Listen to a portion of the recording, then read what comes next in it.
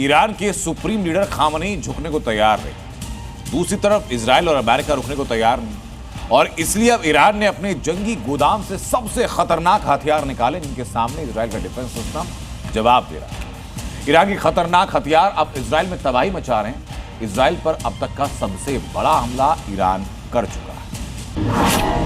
Iran ने ballistic missile दागी, Israel में तबाही। ईरान का ताबड़तोड़ अटैक, इजराइल का डिफेंस सिस्टम ब्रेक। ईरान और इजराइल के बीच लगातार छठे दिन भी जंग जारी है, और इस बीच बीती रात ईरान ने इजराइल पर अपनी सबसे खतरनाक सेजल मिसाइल दाग दी। ईरान ने इजराइल के 4 शहरों तेल अवीव, बीरशेबा, रमतगढ़ और होलोन पर 30 से ज्यादा मिसाइल से अटैक किया, जिसकी चपेट में करीब 200 लोग आए।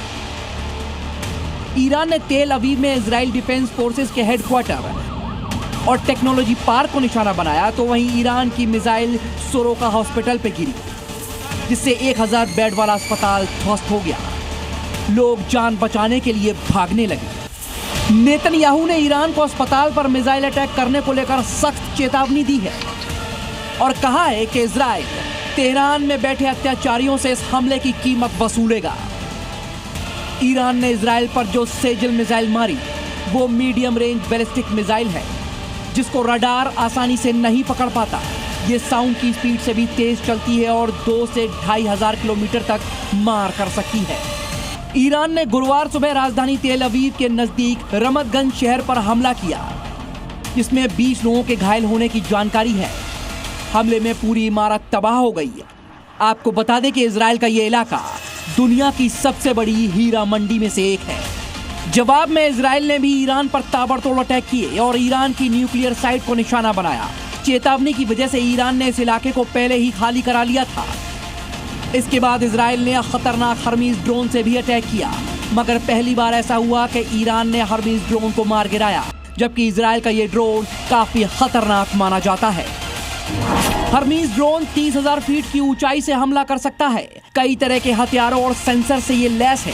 30 घंटे तक आसमान में रह सकता है और इसकी पेलोड क्षमता 992 पाउंड तक है।